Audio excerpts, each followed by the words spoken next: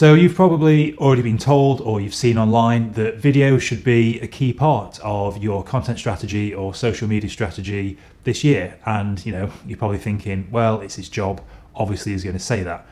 And that is kind of true. But in this video, I want to sort of explain to you all why video is so important, how it has sort of changed, and how it can really boost your business and your content strategy in 2025, how you can utilize it, and how you can sort of start making it without a professional like myself or any sort of really expensive kit. So the first thing we need to look at really is, why is video so important, and why is it particularly sort of last year and this year and next year that it's really going to start coming into its own as a tool to be used on social media? And to answer that, we need to go back a few years to sort of pre-2021, when Instagram and Facebook were a little bit younger and maybe not as advanced in the way that it offered up content to its users.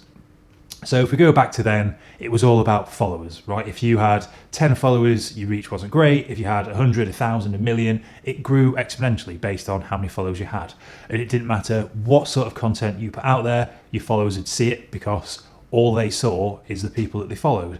And then hashtags came along and sort of changed it a little bit, where you could hashtag marketing or video, and then people who were interested in those particular hashtags would start to see the content that you were making and the sort of content that you were putting out there. But if we fast forward to 2021, the way that they offered up content changed again. And that is the way that it suggested content to its users. Now, all any social media platform wants to do is just keep you on there and keep you watching.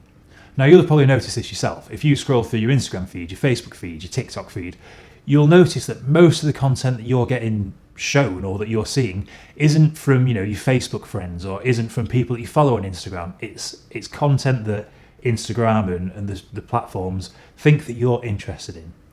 So how are they getting to this conclusion? Are they just guessing what you want to see next?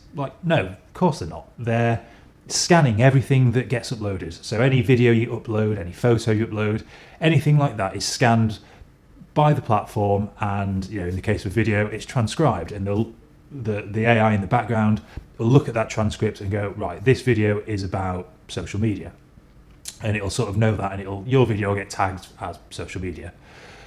So then when someone watches a video by someone completely different, maybe they've never even seen your content before, but they're watching a video on content strategies on social media, when they finish that, the platform wants you to stay, so it's going to offer up another video on social media.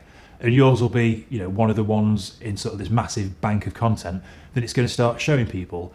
And over time, it's going to prioritize which content's the best and which content it should show. And it does that based on retention, how much people have watched. So this is why we're getting into content being, fairly polished, looking good, sounding good, and doing what you say it's going to do. If you start a video saying, I'm going to tell you why video in social media is important, and then start talking about something completely different, no one will ever see it. The other thing about video is, by the very nature of it, it's people talking to other people. So like in this case, some of you have probably never met me, but you now know what I look like, sound like, and the more of this content that you watch, the more that you'll start to trust that what I'm saying is true. And so, by me talking to you, we're building trust. And it's something that you can do with your clients and your customers. And it's a way of, sitting in front of them for however long you can make content for. If you've got a YouTube bank that's got hours and hours and hours and hours of content, and all of that content's good, it all delivers what you say it's going to do, it's well put together, it's well thought out, and people are getting genuine value from it, they'll just keep watching and watching and watching, and therefore you're then spending 15 minutes, half an hour, 2 hours, 3 hours, 4 hours in front of your target customers. Now, we touched on YouTube, and we've talked about Facebook, Instagram, TikTok, and these are two very different platforms, and they serve two very different purposes. And the type of content that you're going to put on both is different.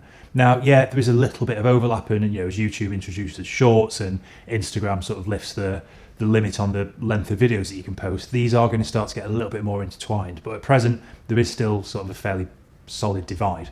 And that's between evergreen content, which is going to sit on YouTube, and the quick content, which is going to sit on your social platforms. So what's the difference between these two?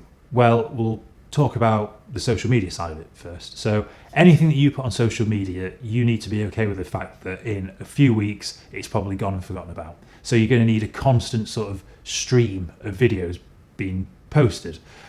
Now these can be shorter, they don't have to be as polished, but they do still need to be, good quality. People need to sort of enjoy watching them. So they still need planning and all that sort of stuff. But the use for them is different. You're probably going to use them as a top level in your funnel. It's to sort of create brand awareness. It's to potentially drive people to, a landing page if you want to skip a step, or to maybe a YouTube channel. The very sort of quick fire videos, they're probably going to be quite a lot shorter because people's attention spans are shorter.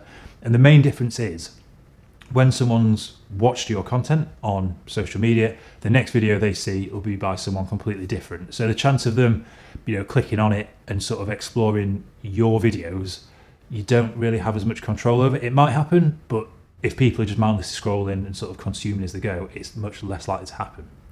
Whereas on the other side, you have evergreen content, and it's going to be good for the lifespan of the content. This, if you get your links in your description right and you're sending them to landing pages, to email signups, wherever you want them to go after, that can sit there forever. So you might have a video that's a year old and it's still driving sales, it's still driving traffic to your website because YouTube's still suggesting that to people. So, something that you've made ages ago is still going to be a viable asset, whereas on the short form side of things, it probably isn't. The things with both of these contents is consistency is going to help, and you're not going to be able to grow, a large social media presence by just posting once a month. People might see your content, but the bank of things that it's got to offer people is smaller. And the other reason sort of consistency is key is it's practice. You might speak to camera for the first time ever and be awful at it. And that's fine because you've never done it before. But if you start to do that once, twice a week, after 6 months or so, you're going to be a lot better and a lot more confident at talking to camera. Like, it is a weird thing to do, to just stare into the abyss. You can't make too much eye contact, you can't make too little eye contact. It's difficult and it needs practice. So the more you post and the more you get used to doing it and the more you get used to sitting in front of lights, your content's going to get better, and it's also going to create a larger bank for the platforms to show your potential customers.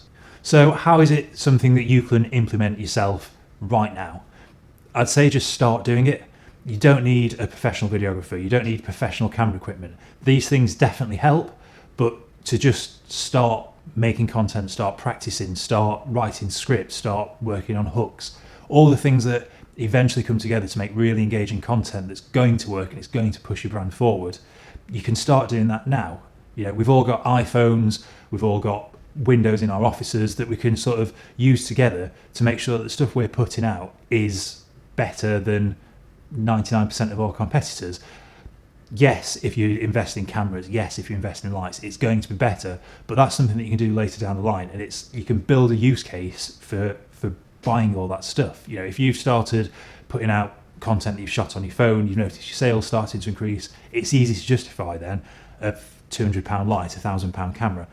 But just start doing it. Don't let not having the kit or not having access to professionals work as a blocker to sort of stop you utilising video in your content, moving forwards, and just sort of generally making the most out of the change in social media and how you can now get your content in front of thousands of people, and the thousands of people that are watching it are all interested in exactly what you're having to say.